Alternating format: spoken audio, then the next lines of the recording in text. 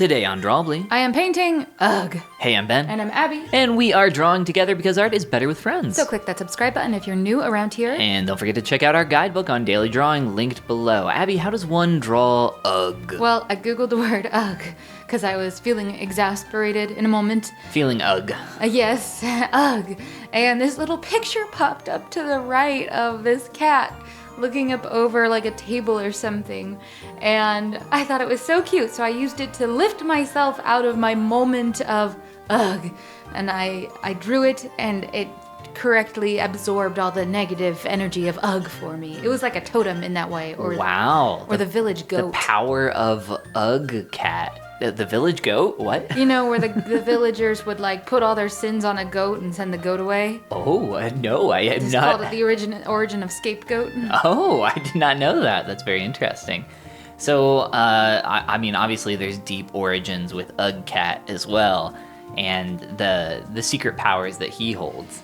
Yes, obviously. I don't know exactly what they are, but they're very powerful to take your ugh feeling and absorb it onto himself. I mean, he's like the scapegoats of old times. So instead of absorbing my sins, he takes away any feelings of just like ugh, and he takes them and he looks exasperated for me. Wow, and maybe I need to paint Ugcat. You probably do. He's probably really good at like contacting managers and doing all kinds of unpleasant tasks. Actually, yeah, that would be great because we found something pretty crazy in our backyard just moments ago. Oh gosh, yes, that poor deer. Looks like a deer got hit by a car and then came into our backyard. And decided to lay down and take an eternal slumber. And then other animals discovered it, and it's pretty gruesome out there. Yeah, I actually called animal services. Oh, thank and you. They didn't answer. Oh, they said, no. sorry, it's the weekend, we're closed. Well, that's just the worst for them, because they'll have to wait several days then to get on this carcass, and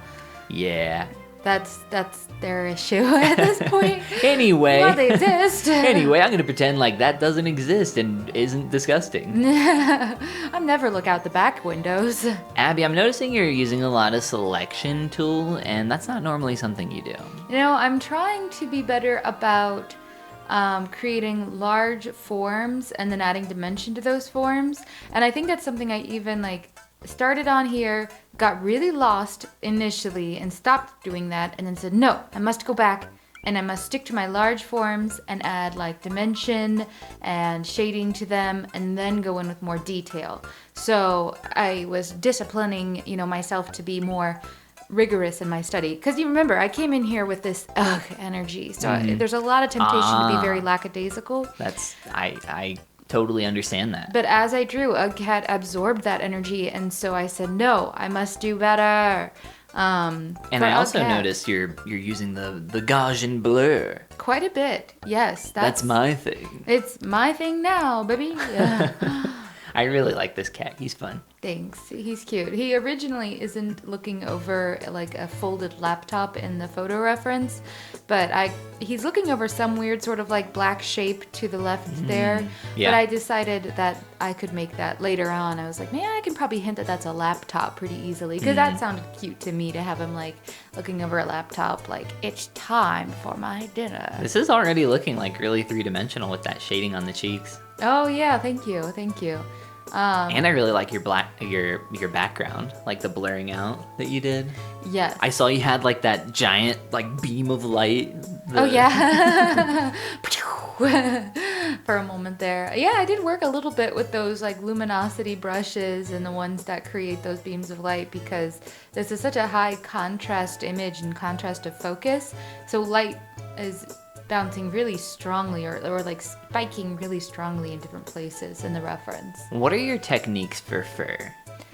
Mainly hatching, so starting the stroke thickly and ending it more tapered. Yeah. And then just being very patient and doing lots of small strokes. I did experiment again with the fine hairbrush, as you can see on his forehead, but I didn't love the results of that. It just kind of made him look scratchy and Yeah, not yeah, great. I've tried that myself, and I've had similar results. Yeah, they look kind of like wiggly lines that are a little pixely. Like it doesn't really give the effect that I want. I like better the effect I've realized of just using one of the pencil brushes and accepting that it's gonna look a little more granular, but then it doesn't look kind of all just, I don't know, scribbly. Scribbly is the word for that hairbrush. Because I'm currently working on a lion, and I am also struggling with the fur on that. Yeah. One thing that helped Or not me... a lion, a tiger. Same thing. Fair.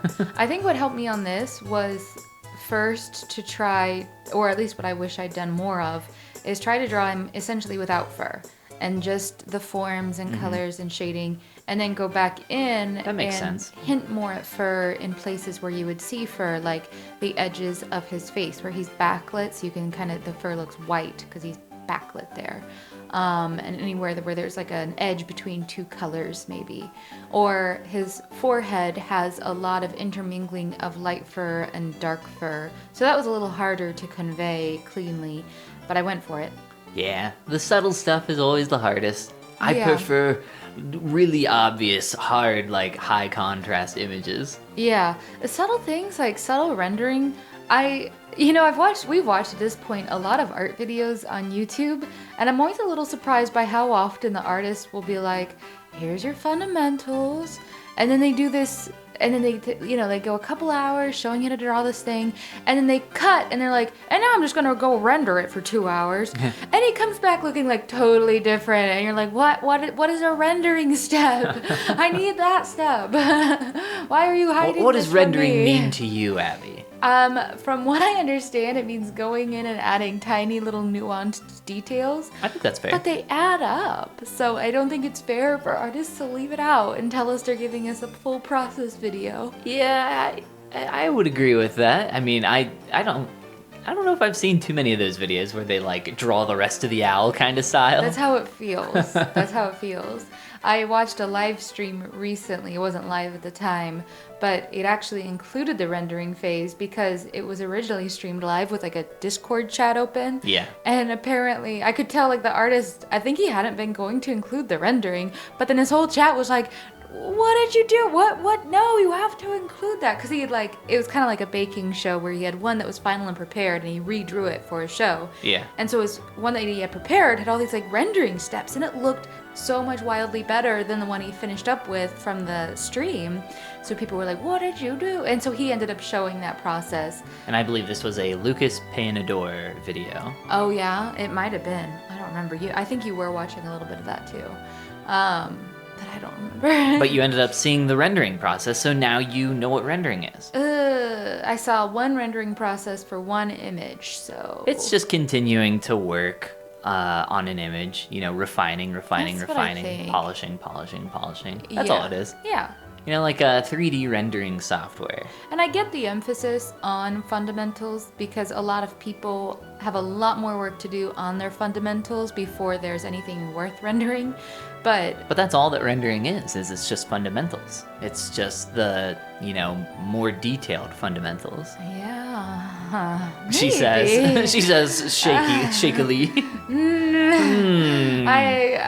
She is unsure. If it is a fundamental, it needs entirely different education process than the normal fundamentals that I see. Well, we recently had a little draw over lesson between the two of us where I showed you some of my paint over techniques. Mm-hmm.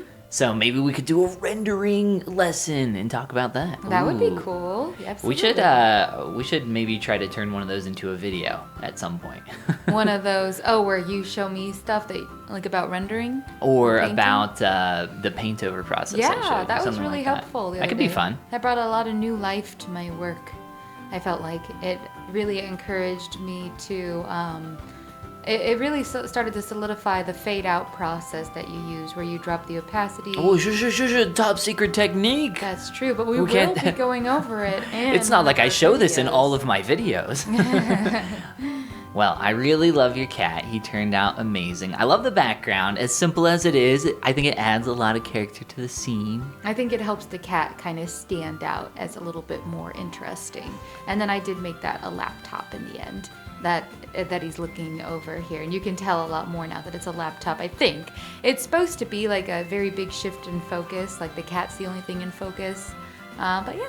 And if you want to stand out and be interesting, click that like and subscribe button. And check out our guidebook, How to Easily Draw Every Day, at the link below in the description. And this is the part where we say Goodbye. Goomba. Ben, should we get a cat? We should get 2 cats. What would their names be? Cheese and Cake. That would be really cute. I just thought of it. Oh my I'm a cat naming genius. So good.